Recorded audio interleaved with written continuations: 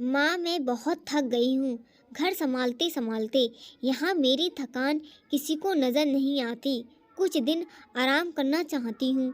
सोच रही हूँ कुछ दिनों के लिए मायके आ जाऊँ। आते हुए अपने बच्चों को भी साथ ले आऊँगी। वे वहीं से स्कूल चले जाएंगे। आखिर एक ही शहर में ससुराल और मायका होने का कुछ तो फायदा मिले। नर्मदा ने फोन पर अपनी माँ से कहा। पार्वती जी दूसरी तरफ से कहा, हाँ बेटा, जब तेरी इच्छा हो आ जाना। आखिर तेरा भी तो घर है। ठीक है माँ, कल ही आ जाऊंगी। नर्मदा खुश होकर बोली, हाँ बेटा, कल आ जाओ, मैं तुम्हारा इंतजार करूंगी। अभी मैं फ़ोन रखती हूँ, मुझे मंदिर भी जाना है। कमला जी ने फ़ोन रख दिया और किचन में आ गई। किचन में खाना बना रही बहू से बोली, अरे अनुपमा सुनो, कल तुम्हारी ननद आ रही हैं। आज बाजार जाकर फल सब्जी और मिठाइयाँ लेकर आना पड़ा। बेचारी मेरी बेटी ससुरालों में नौकरों की तरह काम करती है और उस पर कोई ध्यान नहीं देता। यहाँ आएगी तो कुछ दिन रहेगी तो उसका मन भी तबीयत अच्छे रहेंगे। सास के मुंह से ऐसी बातें सुनकर अनुपमा का चेहरा उतर गया।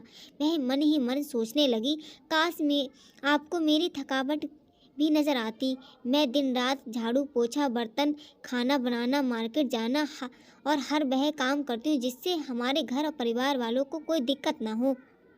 काश आप मुझे भी ध्यान दे पाती। आपकी बेटी तो जब मन में आता है तब यहाँ आ जाती है, लेकिन मैं साल में एक बार अपनी माँ के पास जाती हूँ, तब भी कोई आपको प्रॉब्लम होती है। मैं भी इंसान हूँ, मेरा भी मन है। मुझे भी लगता है मैं अपने माँ पास जाकर थोड़ा आराम करूं, सुख दुख की चार बातें करूं, अपना मन हल्का करूं।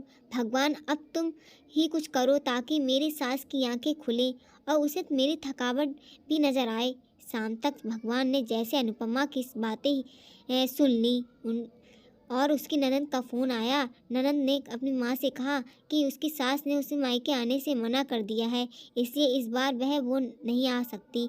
पार्वती जी बोली, ऐसे कैसे मना कर दिया? पहले तो कभी वह तुम्हें आने से मना नहीं रोकती थी, इस बार भला क्या हो गया? लाओ मेरी बात कराओ उनसे, मैं समझाती हूँ। नर्मदा ने फ़ोन अपनी सास को पास दे दिया। पार्वती जी ने कहा, नमस्कार समधन जी, आपसे कुछ बात कहना था। समधन जी ने कहा, कहिए। दरअसल नर्मदा कल त्योहार है, इसलिए अपने मायके आना चाहती है। अगर आप उसे भेज देते तो अच्छा रहेगा। नर्मदा की सास ने कहा, देखिए समधन जी, आपकी बेटी मायके जाकर इस बात के लिए हमने कोई कभी मना नहीं, रोका नहीं।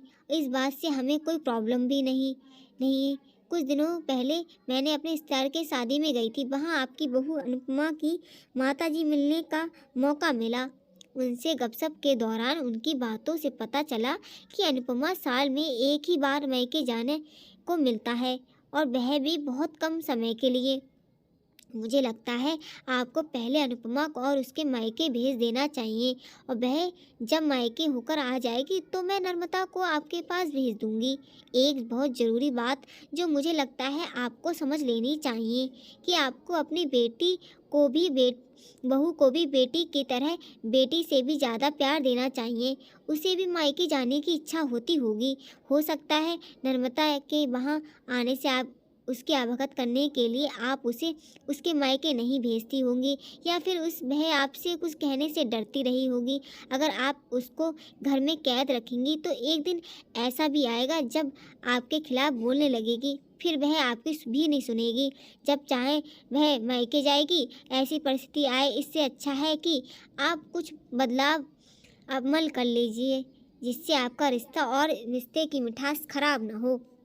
पार्वती को अपने समधन के हर एक शब्द में सच्चाई नजर आई। उन्हें महसूस हुआ कि बेटी के प्यार में अंधे होकर कभी भी अपनी बहू के मन का विचार नहीं किया। उन्होंने हमेशा ही अपनी बेटी को बहू से ऊपर रखा।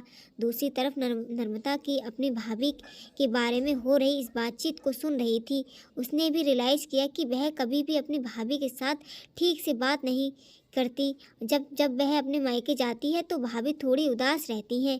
पार्वती जी ने अपनी बहू को बुलाया और उसे कहा, अनुपमा, कुछ दिनों के लिए नर्मदा नहीं आने वाली, इसलिए पहले तुम अपने मायके होकर आओ। सुनते ही अनुपमा का चेहरा खिल गया, क्योंकि वह पहली बार था जब उसकी सास ने सामने से उसे मायके जाने के लिए कहा था। अगले दिन अनुपमा अपने मायके गई। इस बार एक दो दिन नहीं, पूरे हफ्ते भर रहकर आई। अपने माँ बाप से, अपने रिश्तेदारों से मिलकर आई और वह लौट कर आई तो उसका चेहरा खिला हुआ था। उसकी आंखों में चमक आ रही थी। अनुपमा के आने से नर्मदा भी अपने मायके आ गई। इस बार वो खुद सामने से अपनी भाभी से खुशी खुशी मिली और अच्छे से बात की। नर्मदा ने अपनी माँ से बात करके उन्हें भी अच्छे से समझाने में मदद की। वह कहीं न कहीं अनुपमा के साथ गलत व्यवहार कर रहे थे। दूसरी तरफ अनुपमा अपने ससुराल वालों के बदले रवैये से बहुत खुश थी। वह खुशी खुशी सबका ध्यान रखती और हर काम प्यार से करती। वह ध्यान रखती कोई भी ऐसी बात ना करे जिससे घर में कोई तनाव का माहौल पैदा न। पार्वती जी अपनी बहू को खुद ही समय समय पर मायके भेज दिया करती। एक छोटे से बदलाव से सास बहू और भाभी ननद के बीच के रिश्ते की करवाहट दूर कर दिया, रिश्तों को भी ज़्यादा मीठा और मजबूत कर दिया।